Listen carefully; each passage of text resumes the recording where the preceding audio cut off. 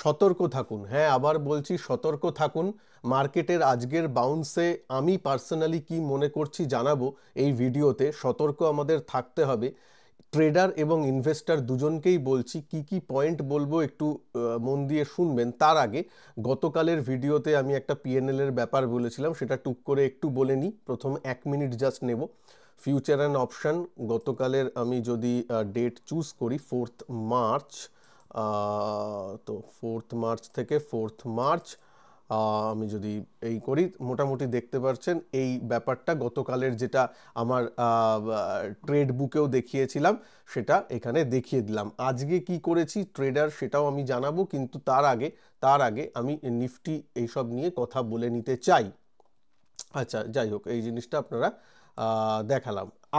আজকে যদি দেখেন, একটা সুন্দর গ্রিন ক্যান্ডেল হয়েছে এবং সত্যি বলতে কি অনেক দিন বাদে যেহেতু হলো, আমি আপনি সবাই খুশি, যেহেতু আমাদের পোর্টফোলিওটা যেটা ক্রমাগত লাল হচ্ছিল প্রতিদিন বিগত 10 দিন ধরে, সেখানে একটু আজকে গ্রিন দেখতে পাবো বা পাচ্ছি। ভালো লাগছে, সুন্দর। ইনভেস্টিংয়ের কথা বলছি, ভালো লাগছে। এবার মানে একটা দুটো মত উঠে আসছে যে ব্যাস তাহলে তো বটম হয়ে গেছে, এখান থেকে আমরা উঠতেই শুরু করব। মানে যা আমার কাছে উদ্বৃত্ত টাকা আছে, 100% অফ মাই ইনভেস্টিবল ক্যাপিটাল পুরোটা ঢেলে দিয়ে অ্যাভারেজ করে নিই, এটাই মনে হতে পারে। তাই জন্যই সতর্ক করার জন্য এসেছি। আমি কেউ নই আপনাকে বারণ করার, বা আপনার টাকা নিয়ে আপনি কি করবেন আপনার ব্যাপার। আমি কি করছি শুধুমাত্র আমি বলি। তার জন্য কিছু একটু উদাহরণ দেব। দেখুন, এই বাউন্সটা খুব ভালো, এবং এই বাউন্স মানে যেমন মার্কেট যখন মানে উঠছিল, আমি উইকলি ক্যান্ডেলে আসি তাহলে একটু স্ক্রোল অতটা করতে হবে না, একটু সুবিধা হবে। যখন বাজার উঠছিল এরকম, তখনও কিন্তু বাজার অনেকবার এরকম নেমেছে। দেখছেন 2 সপ্তাহে, এটা কিন্তু উইকলি ক্যান্ডেল, 2 সপ্তাহে দুটো রেড ক্যান্ডেলে অনেকটাই নেমেছিল, 2-3% কারেক্ট করেছিল।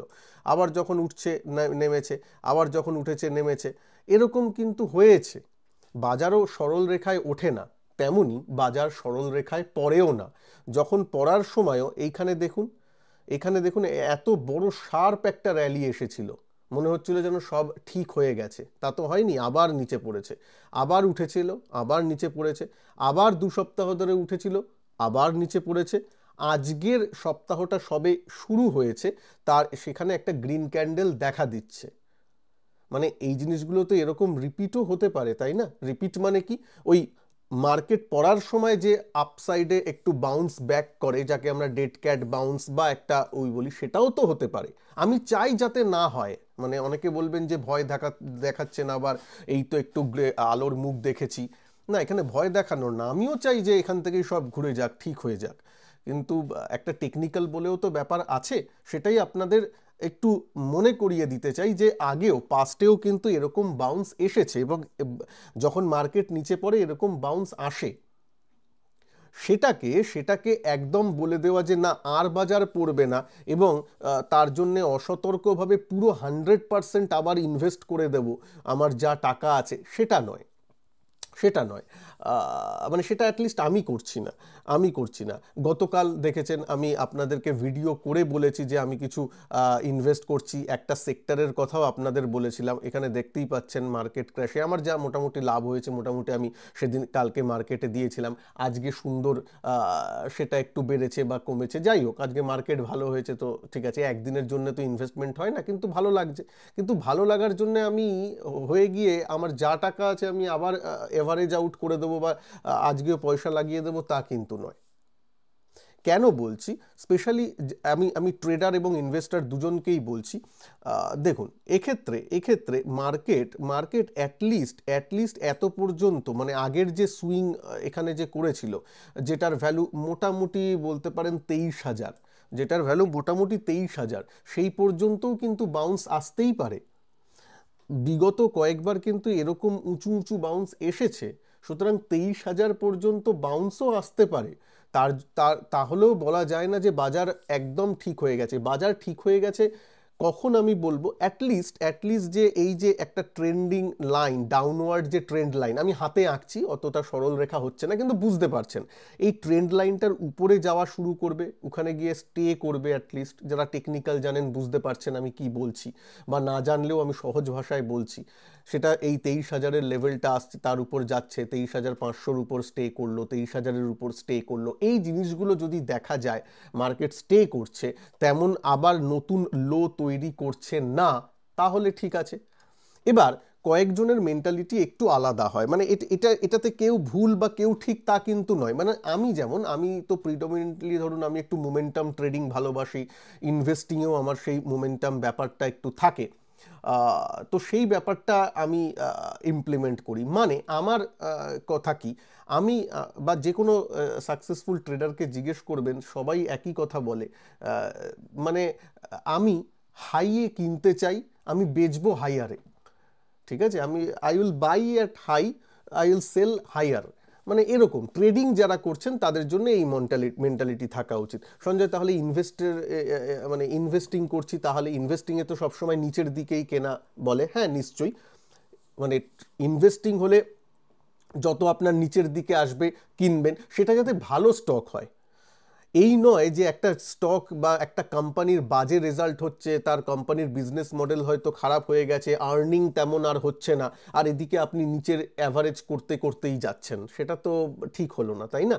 তো সেই ব্যাপারগুলো যাতে না হয় তার দিকে কিন্তু ইনভেস্টিংয়ের ক্ষেত্রে সেই ব্যাপারটার উপর নজর রাখতে হবে। সেই ব্যাপারটা যদি আপনি পারেন তাহলে ওয়েল অ্যান্ড গুড, না হলে বাজারকে একটু দাঁড়াতে দিতে হবে। আর একটা ব্যাপার যেটা খুব ইম্পর্টেন্ট, প্রত্যেকটা বুল মার্কেট, কোনো বুল মার্কেটের শুরু বা বুল মার্কেটের যে ডিউরেশনটা থাকে, একটা বুল মার্কেট চালু হলে তো থাকে সেটা 1-1.5 বছর 2 বছর থাকে।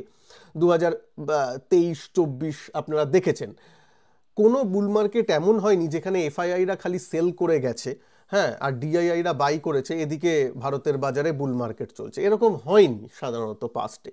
তো তার জন্য আমার কাছেও একটা ইন্ডিকেটর, যেখানে এফআইআইরা অ্যাটলিস্ট তাদের সেলিংটা বন্ধ করেছে, বাইংটা আসতে হয়তো একটু সময় লাগলো, অ্যাটলিস্ট সেলিংটা বন্ধ করেছে, সেটা অ্যাটলিস্ট দেখবো। অ্যাটলিস্ট অল্প অল্প করে বাইংয়েরও ফিগার আসতে শুরু করবে, এবং প্রত্যেক দিন বেসিসে, হ্যাঁ, অ্যাটলিস্ট সপ্তাহে 5টা ট্রেডিং ডে হয়, তার মধ্যে 3-4টে ট্রেডিং ডেতে তারা বাই করছে, অ্যাটলিস্ট সেটা আমরা দেখব। এখন তো সেটাও দেখতে পাচ্ছি না।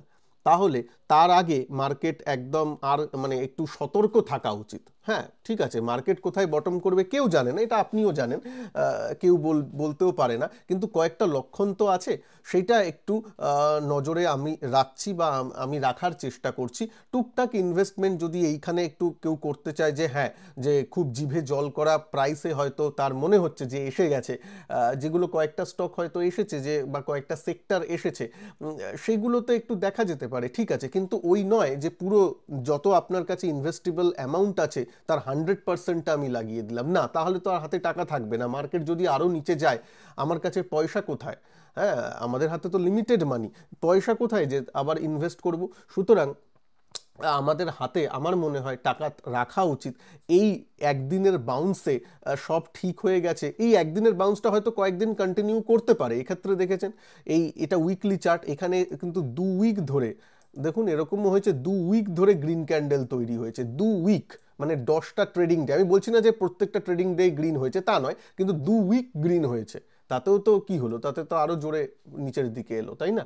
সুতরাং 1-2 দিন ভালো হয়ে গেলেই সব হয়ে যাবে তা নয়। তাছাড়া তো ওইদিকে আমেরিকায় তো ট্রাম্প আছেনই, উনি তো টুইট বলুন বা ট্রেড ওয়ার বলুন, এসব করে তো একটা অস্থির পরিস্থিতি তৈরি করে রেখেছেন, সেটা তো আছেই। ইকোনমিক্যালি কি হতে পারে না হতে পারে, আসলে কি হয় যখন ট্যারিফ লাগাচ্ছে, আমেরিকাও লাগাচ্ছে কোনো দেশের উপর, আমেরিকা আজকে কিন্তু আজকের বক্তব্যে উনি কিন্তু ইন্ডিয়ার নামও অনেকবার বলেছেন, তবে ইন্ডিয়ার সাথে একটু বন্ধুত্ব আছে, এবং ইন্ডিয়ার এই গভর্নমেন্টর প্রতিনিধি অলরেডি আমেরিকায় বসে আছে, তারা আলোচনা করছে, হয়তো অতটা সিভিয়ার রেস্ট্রিকশন ইন্ডিয়ার উপর বা ট্যারিফের জিনিসটা হবে না সেটা আশা করা যায়। কিন্তু যাই হোক, আমি অন্যান্য গ্লোবাল ইকোনমির ক্ষেত্রে বলছি, যখন একটা ট্যারিফ একটা আসে, কি হয় আসলে কোম্পানিগুলোর জন্য, এই ট্যারিফের জন্য বাজারগুলো পড়ছে কেন বা পড়ে কেন? আমেরিকার মার্কেটও এই দুদিন বাজেভাবে রিয়্যাক্ট করেছে কেন?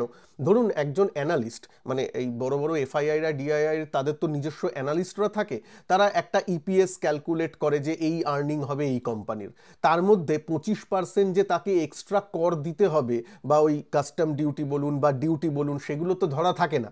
যেই ট্রাম্প ওই 25% এক্সট্রা বা 20% এক্সট্রা কিছু অ্যাড করে দেয়, তখন ওই অ্যানালিস্টরা নতুনভাবে অঙ্ক কষতে বসেন। আর্নিং পার শেয়ার বা ইপিএস বা আর্নিংটাকে আবার নতুন করে ক্যালকুলেশন করা হয় ওই 25%-এর হিটটা নিয়ে, যারা ইম্পোর্ট এক্সপোর্ট করে এইসব কোম্পানিগুলো। আজকালকার দিনে বেশিরভাগ কোম্পানি ইম্পোর্ট এক্সপোর্ট করে। তো সেই সব অঙ্ক কোষে তাদের একটা নতুন ফিগার বেরোয়, দেখা যায় যে আর্নিংটা আগে যারা তারা যে অঙ্ক কোষে বার করেছিল তার থেকে কম। যেই আর্নিংটা কম হয়ে গেল, পিই রেশিওটা বেড়ে যায়, এখন যা প্রাইসে চলছে পিই রেশিওটা বেড়ে যায়, মানে ওভার ভ্যালুড স্টক হয়ে যায়, তখন সেটাকে বেচে দিতে হয়। মানে ওই তাদের সেই অ্যানালিস্টদের যখন রিসার্চ পেপারটা তাদের ফান্ড ম্যানেজারের হাতে আসে, তখন তারা দেখে না না এই স্টকটা তো ওভার ভ্যালুয়েশন, এর আর্নিং তো ডিক্রিজ হবে এই 25%-এর কর বসাবার জন্য, তাহলে চলো আমাকে একটু পোর্টফোলিওটা হালকা করতে হবে, এত ভ্যালুয়েশনে এটা রাখা যাবে না। বুঝতে পারছেন? এই জন্যই স্টকগুলো রিয়্যাক্ট করছে, যেহেতু ওই আর্নিংয়ের ক্যালকুলেশনটা নতুন করে আবার করছে মানুষ 20% 25% এরকম নিয়ে। এবং এটা এক সময় দাঁড়িয়ে যাবে, এটা অঙ্কটা যেই হয়ে যাবে সেই অনুপাতে তাদের বেচা কেনাটাও যখন হয়ে যাবে, গ্লোবাল মার্কেটের কথা বলছি, তখন এই ট্রাম্পের যে এই পলিসির জন্যে ওঠানামাটা এটা থেমে যাবে। কিন্তু ইন্ডিয়াতে তো এফআইআইদের সেলিংটা এই ট্যারিফের জন্য শুরু হয়নি, ওটা তো আপনার সেপ্টেম্বরের পর থেকেই শুরু হয়েছে। সেই জিনিসটাকে একটু বন্ধ হতে হবে বলে আমার মনে হয়। আমি একবারে পুরোপুরি বন্ধ বলছি না যে এফআইআইরা সেল করবেই না, সেটা না, অ্যাটলিস্ট থামাটা দরকার। অ্যাটলিস্ট থামলে তখন মনে হবে যে হ্যাঁ, তাদের যতটা বেচার ছিল মোটামুটি বেচেছে, এবার তারা একটু জিরোচ্ছে, তারপর আস্তে আস্তে করবে। একটা কথা জানবেন, আপনারা হয়তো অনেকেই জানেন যে এফআইআইরা যখন কেনা শুরু করবে ডিআইআইরা বেচবে, যেহেতু তারা এখন কিনছে, ঠিক আছে। কিন্তু ডিআইআইরা খুব স্মার্ট, ঠিক আছে, ওরা এরকমভাবে বেচবে না যে মার্কেটকে পুরো নামিয়ে দেবে, না, সেই হিসাবে করবে না, বা সেই পকেটগুলোকে বা সেই শেয়ারগুলোকে বেচবে না, একটু ব্যালেন্স করে বেচা কেনা হবে। যদি যেদিন রিলায়েন্সকে তাদের বেচতে ইচ্ছা হবে, সেদিন এইচডিএফসি ব্যাংকে দাঁড় করিয়ে রাখবে, এরকমভাবে একটা আছে অঙ্ক। এফআইআর তো অত ইন্ডিয়াকে নিয়ে অতটা ভাবে না, বা অতটা তারা তো মিউচুয়াল ফান্ড এই সবের ব্যাপার নয় যে মানুষের রিটেলারদের সেন্টিমেন্ট কি, তাদের যদি বেচতে হয় তাই রিলায়েন্সও বেচবে, এইচডিএফসিও বেচবে, সব বেচে বেরোবে। তো তাই জন্যই বলছি ডিআইআইদের সেলিংটা এলেও ইন্ডিয়া মানে মার্কেট এরকমভাবে পড়বে না বলে আমার মতামত। তাই জন্য আমি এখন যেটা দেখছি, বাজার ঠিক আছে একদিন বেড়েছে, আমিও খুশি, আপনারাও খুশি, ঠিক আছে, কিন্তু সতর্ক থাকতে আবারও বলছি, যাতে আমরা এই ব্যাপারটা জন্যে যে সব ঠিক হয়ে গেছে এখনো বলার এতটা সময় আসেনি বলে আমার মনে হয়। যদিও একটা ভালো দিক দেখা দিচ্ছে, আমিও আজকে খুশি হয়েছি, কিন্তু আমাদের আরেকটু দেখতে হবে, বাজারকে আরেকটু সময় দিতে হবে, এফআইআইদের বাইংটা অ্যাটলিস্ট একটু হলেও যাতে আসে, তারপর জিনিসগুলো হবে। এবার একটা কথা বলি, এই শনিবার দিন রাত 9টায় থেকে একটা ওয়েবিনার আমি আনছি আপনাদের জন্যে। আমি অলরেডি পোস্ট করেছি, পোস্টের নিচে আপনাদের মতামত জানাবেন যে কি ধরনের আলোচনা আপনারা চান। অনেকের সাজেশন অলরেডি এসেছে, আমারও একটা প্ল্যান আছে, সেই অনুযায়ী এই ফলিং মার্কেট নিয়েই কথাবার্তা হবে অনেক। সেই ওয়েবিনারে কিন্তু অবশ্যই থাকবেন, 1 ঘন্টার ওয়েবিনার আমি করব এই শনিবার রাত 9টা থেকে। আচ্ছা, এইবার নিফটি আজকে হলো, আমি ডেইলি চার্টে আবার আসব এবং একটু যারা ট্রেডিংও করেন তাদের নিয়ে আমি কথাবার্তা বলবো। যারা ট্রেডিং করেন তারা কিন্তু এই বাউন্স থেকে একটু বাঁচবেন প্লিজ, এটা আমি বলছি। যারা ধরুন বিয়ারিশ সেন্টিমেন্ট, কেন ট্রেন্ডটা নেগেটিভ, ঠিক আছে, এই যে এক একটা বাউন্স, এই বাউন্সে কিন্তু আপনার পয়সা উড়ে যেতে পারে, তাই জন্য একটু সাবধানে ট্রেড করবেন। যেমন গতকাল মনে আছে, গতকাল কিন্তু আমি যতদিন বিয়ার পুট স্প্রেড করে রেখেছিলাম, সেটা কিন্তু গতকাল 9:20 মানে 9:20 আগেই আমি কিন্তু এক্সিট করে গেছি, মানে 21,960 980 এরকম লেভেলে। কারণ বাজার তারপর থেকে 22,000 ক্রস করে গেছিল, এতটা এই হচ্ছে, মানে একদম এক্স্যাক্টলি আপনাকে কিন্তু একটু মার্কেট সাইকেল বুঝে এক্সিট এন্ট্রিও করতে হবে। যারা ট্রেডার, যারা শর্ট টার্ম ট্রেডিং করেন তাদের কথা বলছি, অনেকে তো স্টক নিয়েও ট্রেডিং করেন, তাদের জন্য বলছি। আজকে আবার মার্কেট বুলিশ, আজকে আবার মার্কেট বুলিশ ছিল, তাই জন্য দেখুন আজকে মার্কেটে বুলিশ থাকায় আজকে এইটা আমি করেছি। আর উপরের একটা ঢাকা আছে স্ক্রোল করে 9টা পজিশন, কিন্তু এখানে 8টা দেখাচ্ছে, যেহেতু একটা আমার ওই লাভের টাকাটা আমি একটা ইনভেস্ট করে দিয়েছি। গতকালও বলেছিলাম সেক্টর বলা আছে আপনাদের, তাছাড়া এমনি ইটিএফ এগুলো তো আছেই, যেগুলোতে লং টার্ম বেসিসে একটু ইনভেস্টমেন্ট আমি এই লাভের পয়সাটা ওইখানে দিয়ে দিই, সেইগুলো আছে। সেগুলো অল্প অল্প করে আমি শুরু করেছি, এই যা, এই নয় যে আমি 100% ইনভেস্ট করে দিচ্ছি। আজকে দেখছেন আজকে সিই নিয়ে পয়সা রোজগার হয়েছে।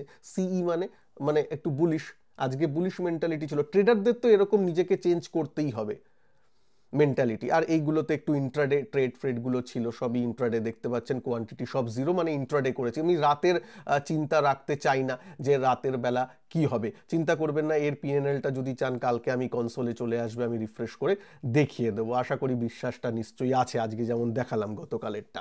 তো আমি এই জন্যই বলতে চাই যে ট্রেডার হিসেবে এক ধরনের মেন্টালিটি আপনার থাকবে, যাতে এই বাজারে ট্র্যাপড না হন। এই বাজারে ট্র্যাপড অনেক ট্রেডাররা হয়ে যায়, সেগুলো করবে না। যারা শর্ট টার্ম সুইং ট্রেড করেন তারা আবার এই যে আজকে সব ভালো হয়েছে বলে হয়তো কিছু স্টক কিনলেন, কিন্তু কেনার সময় ওরকম নয় যে 100% নিজের জিনিসগুলো লাগিয়ে দেবেন না। যারা 1-2 দিনের সুইং ট্রেড করে যে সব ঠিক হয়ে গেছে, তা না।